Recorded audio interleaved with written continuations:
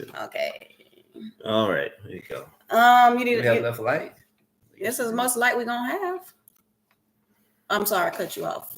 I know, for real. And I'm cutting myself off. Okay, I'll put mine right there. Yeah, still cut off on mine. Mine is dark like always. There we go. Hey. Okay, my coffee's ready. I'm ready today. No, you're not. Yes, I am. Okay. But I always have to heat mine up a little bit because it gets cold very quick. My thing is you should make yourself half a cup of coffee because you never drink a full cup. I do drink a full cup. No, you never drink it. Yes, I do. I'm going to finish it today. I'm just to prove you wrong. Okay, do we have anybody on today? Anybody want to come see us? Nobody wants to see us?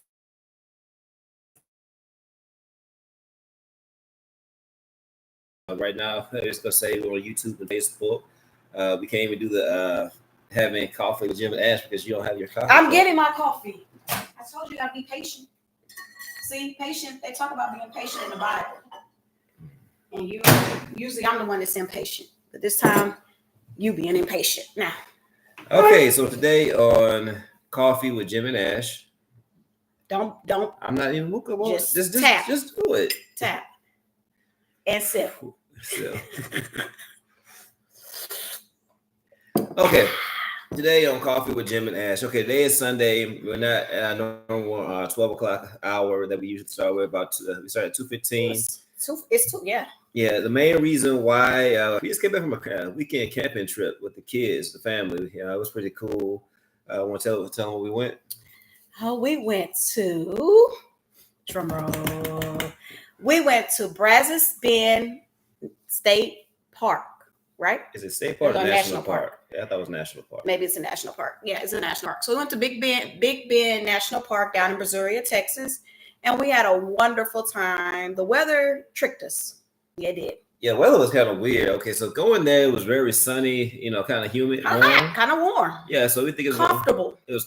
Comfortable, warm weather. And then when we got there, like literally overnight, the temperature just dropped. We felt that wind blowing.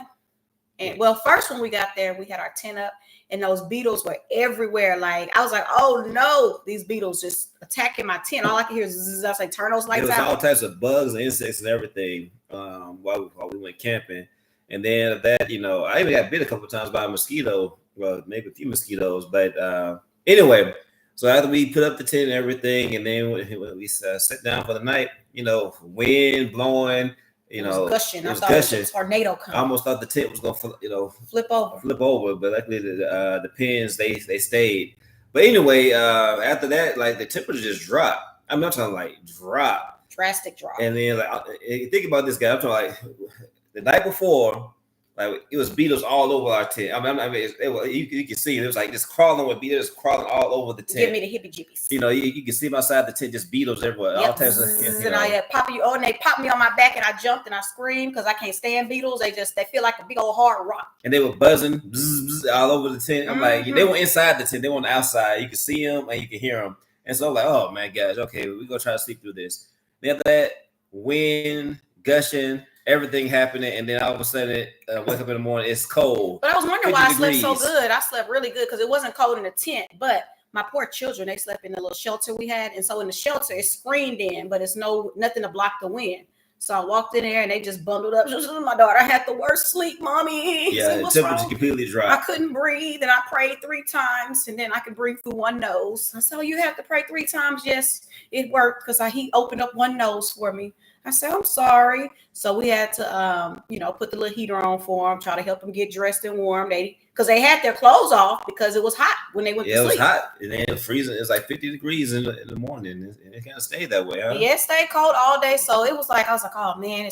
The main thing was the wind. The wind was so powerful that even, we could tolerate the 55 degrees. But with that wind, it felt like 40 degrees. Mm. And so, it was pretty cold, but we still had fun. We had lit our fire pit and rode bikes and just saw some deer, wildlife. Saw some snakes. You saw snakes. They saw an alligator, a big alligator, big old alligator too. A big alligator sitting there waiting to get something, getting ready to attack. And then we heard a male alligator. How do we know that? Because one of the tourists was like, "Y'all hear that noise? That's an alligator." I said, "For real?" "Yeah, it's a male alligator." I was like, "Oh, okay." The kids got to touch the snake. Yep, and they touched the alligator. I forgot the baby alligator. The baby alligator. They touched the baby alligator. I forgot about that. So yeah. And Ivan was our chef. He cooked the food for us. Mm-hmm. We had sausage for breakfast and bagels, danishes, hot chocolate. And then he made the hamburgers and hot dogs for our lunch or dinner, whatever you want to call it. Mm-hmm. What was your favorite part about the camping trip? Just to get away, to be honest with you. Sometimes, like, we just even if it's like a short trip, you want to get away from your house, to get away from the city sometimes, just to have, just to get away. And it takes you, like, when you're away sometimes, even for that short period of time, it makes you want to miss your home. When you're not away from your home, you're at home, you don't miss your home. But when you're away from home, you miss your home. So I'm just happy to get away so I can miss my house, come back. My favorite part was the tent. I loved being inside of the tent with the light. It was so cozy. Just the feeling, it's cool outside. And then you just can look out if you want and see the stars. But we were all just in the tent, cozy, having nice family conversation, talking about a few things in the future and just about how God has blessed us and teaching our kids to be obedient and grateful for what they do have. And so that was my favorite part with camping. Well, I'm glad that leads up to something I wanted to say too. The main reason why, my wife and I, we've been married. It's going on 13, but 12 going on 13. And ever since we've been married, we have performed marriage ministry. We've always, it was something, a ministry that my wife and I have enjoyed doing. We really, it's in our hearts to do that. And we still want to continue to do marriage ministry. Excuse me.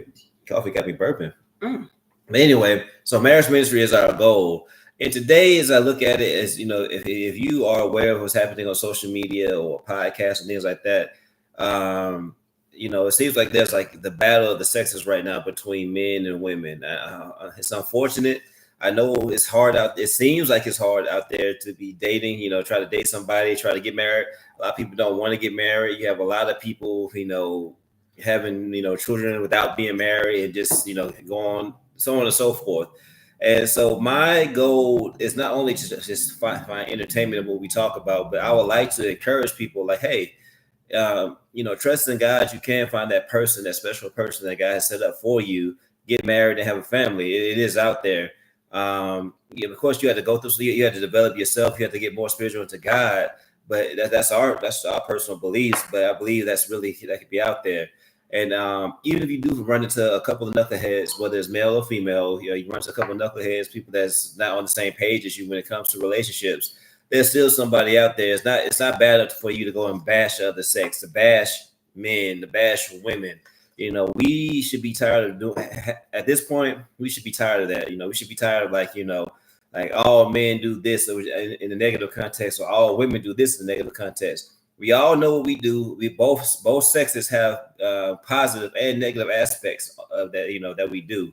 But we need to focus on what brings us together. What do you like about the opposite sex? What do you like? What do you love about the opposite? What do you see? What do you want in that other character? And after that, are you willing to team up and come together? Are you willing to do that? You're not always going to see, my wife and I, we don't always see eye to eye. Hey, as a matter of fact, I think most of the time we don't see eye to eye. Nope. That's probably why. Nope.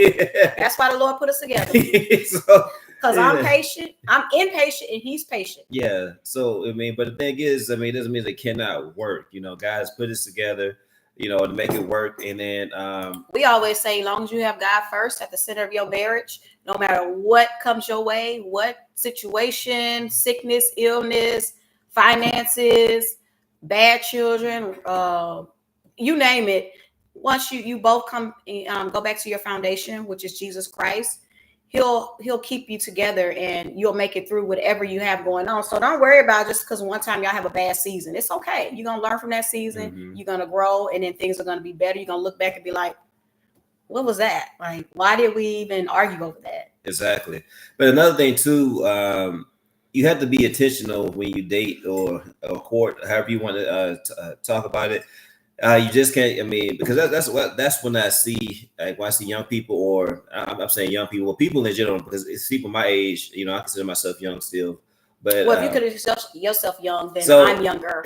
Okay, anybody, it doesn't matter.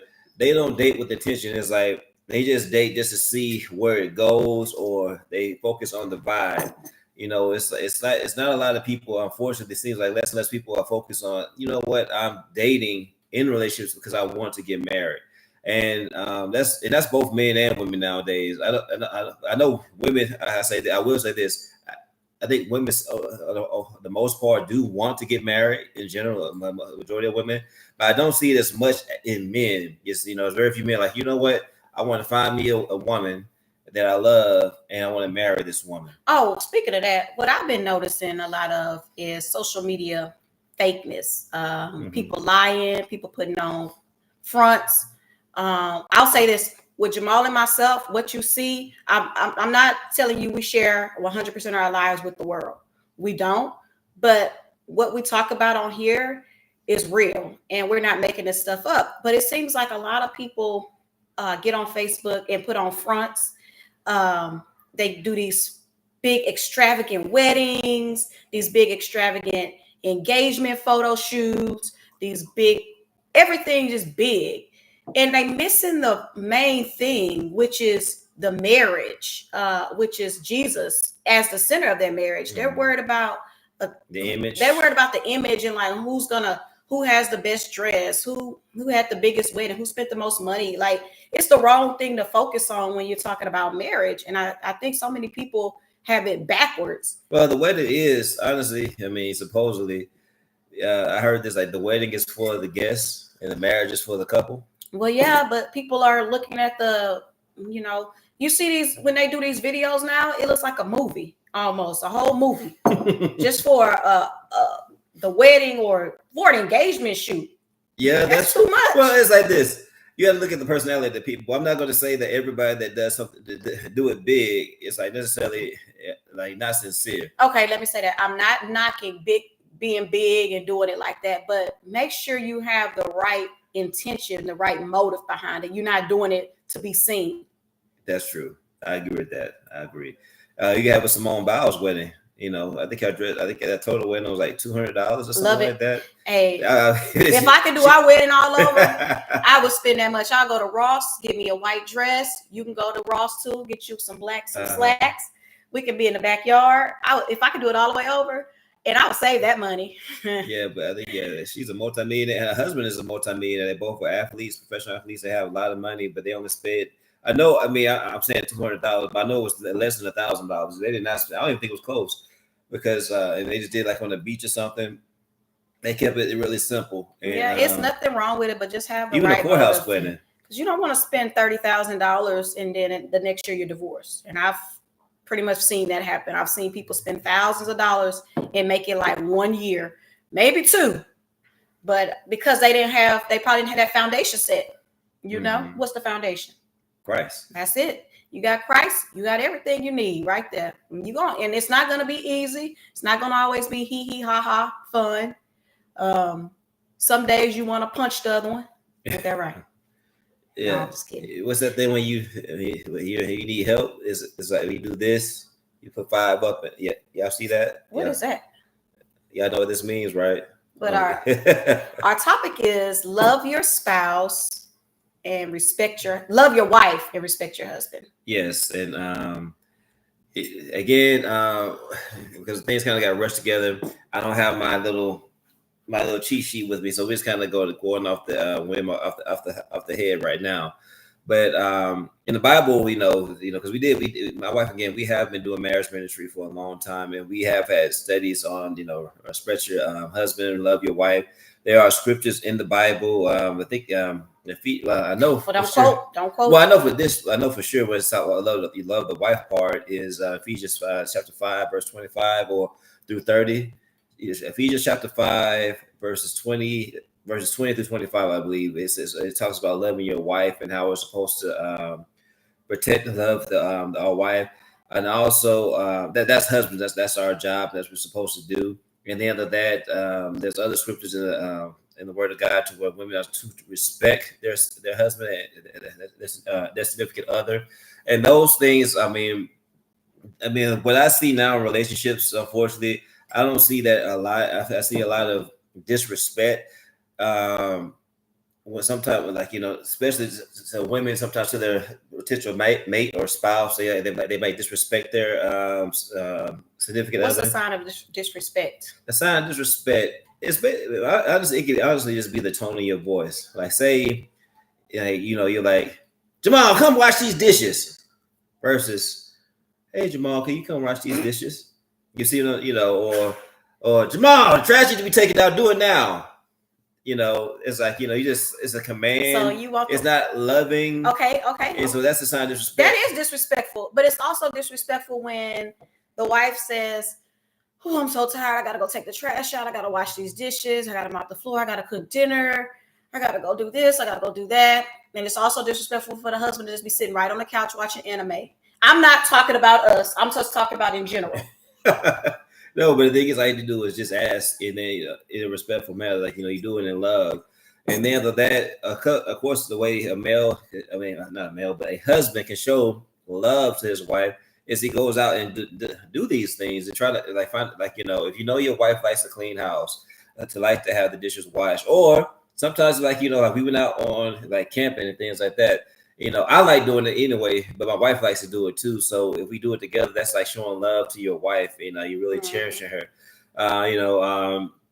Give a foot massage sometimes, or give a massage, non-sexual. These types of things that that show love. And then after that, according to the Bible, the Word of God, Christ loved the church. Like, husbands, like, I think there's also in Ephesians, I think chapter 7 though, it says, "Husbands, love your wives as Christ loved the church." And you don't need to drink any more coffee. Yeah, I know this again is giving me.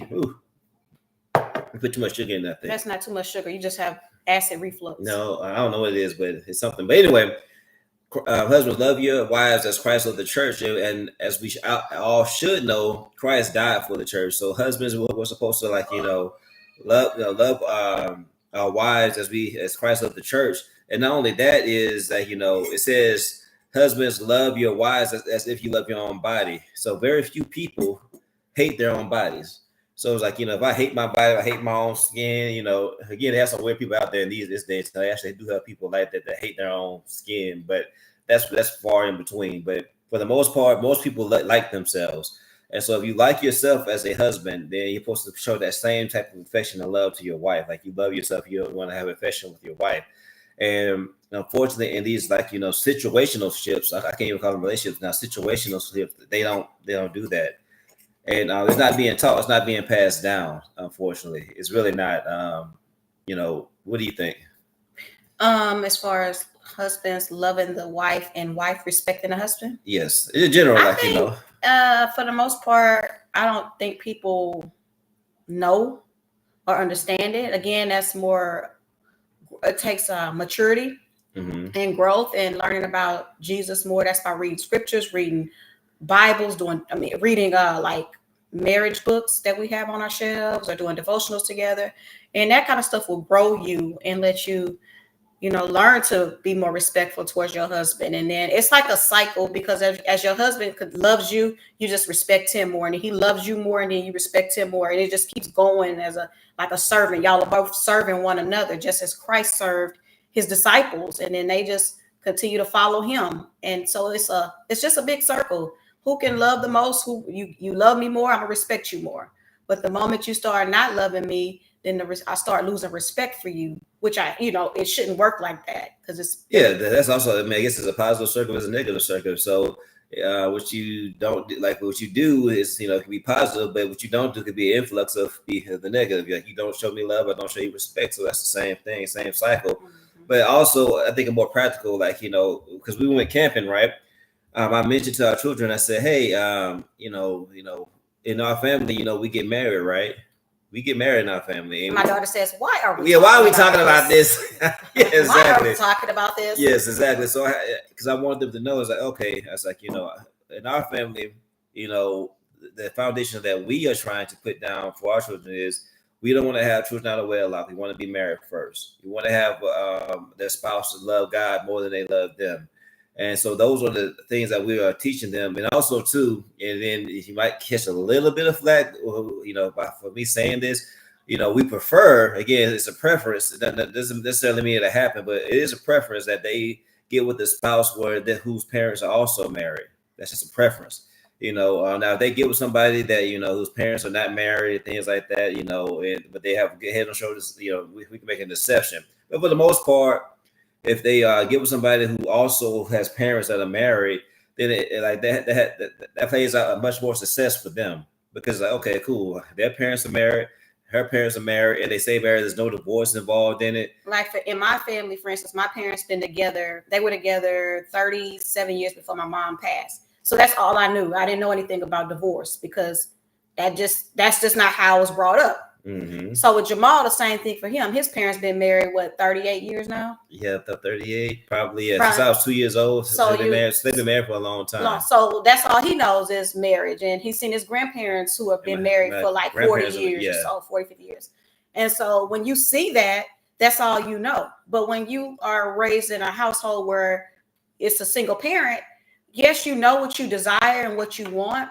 And if you're raised with just a single parent, you don't really know what it's like to be in a house with a mom and a dad, and to see them how they grow and how they have differences, but they work them out. It's just things you just don't get to see when you grow up in a 2-parent household. Exactly. And we're not saying it does not work and it can't work, because yes, it definitely does. It works, but we just think that it's probably easier. And it's basically it's setting up yourself for success. It's like, okay, cool. My parents were married. Both, I'm saying this as coming from my children's point of view. My parents are married. Then my grandparents are married, and then they can even go further. My grandparents are married. That's all they know. That's all they know. And even in my sister, she's married. So it's like my auntie is married. Mm-hmm. My uncle is married on my mama's side, and my uncles are married on my daddy's side. That's all I know is marriage. Exactly. So that's the thing, though, and that these things, again, are not being pushed out, like the positive side of marriage, the positive things of like life. You see, unfortunately, negativity spreads so fast, and it's like everywhere. But there are so many examples of godly relationships and people passing down generational marriage. And don't get me wrong. Even within those marriages, things can always improve. There might be some toxic things that happen, but the fact is, it's still that you still are there. They stayed together. That's such a beautiful thing. And so I think there was some type of, I don't know, a disconnect. Yeah, that's what I'm looking for. A disconnect. Where it's like, okay, cool, I'm gonna do this. I'm gonna do my own thing. I see mom and dad, but I'm just gonna go out here and just mess around. And if I get married, great. If not, I have a baby and whatever. And so that's the disconnect that we've seen in this world. And then for that generation that's having the single mothers, single fathers, or the baby daddies, whatever like that, that's where you having like, a lot of unfortunate, a lot of toxicity. Like, you look into the school systems, right? And this is so sad to say. I really hate this because, myself and my wife are a product of public school. We both came from public school. I didn't go to a private school. None of that stuff. I can't. We couldn't afford it. Couldn't afford it. Public school. Of course, it has some public schools better than others, but for overall general, public school is a good place to send your kids, right? Into this day and time right now, like we have a public school like literally right next to us that we cannot send our children to. It's in our backyard. Right in our backyard. Seriously. We want to send our children to public school. It's so close in our backyard that my daughter was in 5th grade. I mean, not 5th grade, kindergarten. I'm sorry to change the subject, but the school is so close in our backyard that in kindergarten, her friend said she wanted to see our house. So my daughter and her friend decided that they were going to, on recess, walk home. I'm not saying, I'm just telling you how close the house is. We were very, very upset when that happened. Yeah, almost got halfway here. Yep, we were so upset. My daughter and her friend in kindergarten were getting ready to walk home from recess in the middle of the day, and somebody found them at the front of the school and brought them back inside. But we can't send our kids to that school. I'm not gonna put the school on blast, but that's a school I actually. Well, if I say that, then everybody knows what it is. So, but anyway, yeah. But it's just but the thing is, outside of that, right? Unfortunately, because there are a lot of single parents, out there, like it's just as a single parent that has the kids have bad habits, right? And they pass those bad habits to other kids. It's like a virus. It jumps. And they like, our kids will come home saying things that, Oh gosh. that they, in kindergarten. So wait a minute. So hold on. You saying this? And the thing is, we're not trying to be helicopter parents. We are going to protect our children. But in that same token, though, it's like, okay, all right, we want, and then also too, before people think our kids go to a private school, they don't go to a private school. They go to a charter school. They go to a charter school, and so that, which is still, it's still a free. I believe in public education. I'm a product of a public education, and, so I don't think it's anything wrong with it. But it is different. You do have to monitor, the school a little bit. You have to. Make sure it's not failing. Yes, make sure your school is not failing. You're going to be up there. And even if the school is failing, I at the end of the day, I believe it falls on the parents. So it does. It does. If my kids did have to go over to that school in the backyard, I would be at that school. My kids will be doing their homework. They won't be misbehaving because they know I'm right there and will be there. Jamal will be up there. So even today, they don't cut up. They're good students. But they're afraid. They would never want to get their parents called because we're not going to take the side of the teacher. Mm-hmm. And so that's the thing, though. Again, it's just bring it back to the topic at hand for respecting your husband and loving your wife. Because the thing is, when you have that concept of respect of your husband and loving your wife, and then your children see that, right? And then they see like there's a foundation, there's strength. You have something that's strong to stand on. And think about children; they're going to try to do what they want, but they can't break. But the thing is, they can't break that foundation. Though. Sure, okay, because I know sometimes it's something happened today. Oh, what was it? Something happened today, and I said, "Well, you need to go ask your daddy." Man, I'm gonna think of it. Keep going. Okay, so they can't break that foundation. So it's like, okay, cool. Because guess what? Mommy respects dad, and then dad loves mommy. One example I could come up with is like, say if mommy, tells the kids to do something and they don't do it, or they take their time doing it, and they have to jump down their throat. Like, why didn't you listen to your mama when she first time you did it? Because I love my wife, I love her, and I hate when because the children, they're supposed to respect both parents regardless. Mm-hmm. And so when they disrespected my wife, they're disrespecting me because So I was like, hold up, no. You don't disrespect your mama. Yep. I remember sometimes what I'll do, they cut up and I done repeated myself 5 times. I said, I'm about to get this phone. Let me get this phone and call your daddy. Then they want to straighten up after I tell them I'm going to get the phone and call your daddy. But then they also want to come to me all the time for stuff. Mommy, how much money can we spend at the rodeo? I don't know. Mommy, how much money can we spend at the rodeo? Go ask your daddy. $10. And then it's like, when he give the answer, it's done. But when I give the answer is, please, mommy, it's on and on and on. He get an answer, it doesn't matter anymore. It's not about why. But for me, every time it's but why. Why do they do that? I'm telling you. Softer, and I just say, they be like, mommy, can we do this? Go ask your daddy. But again, though, so honestly, though, again, going to what I said earlier too, again, of course we want to entertain the people that may watch or listen to us. But the main goal, the main focus is always to support marriage. We believe in the institution of marriage, not just a spiritual way, because my wife does taxes as well. And people don't know this, but when you file jointly, you get more back. Families, the government that we live in right now, it helps the family. When you together. Hold up. We get off screen for a second. Hold on. Oh, excuse him. He has allergies, so I guess I'll have to hold it down for a few minutes while he goes and takes care of his allergies. But his phone is about to go out. We're probably gonna have to end this soon anyway, because my husband, he likes to stay on his cell phone a lot, and since he's not here, I get to talk about him. But because he likes to stay on his cell phone, his battery's about to die. It says 20% battery remaining. Okay, so that's what he gets. I tell him all the time, Jamal, can you put your phone down? It's like he can't live without the cell phone. And yes, I'm telling on you, telling the world. But there was something I wanted to tell you guys, Jamal. What was it? I said, I'm going to tell everybody. What you do this week that I said I was going to tell everybody?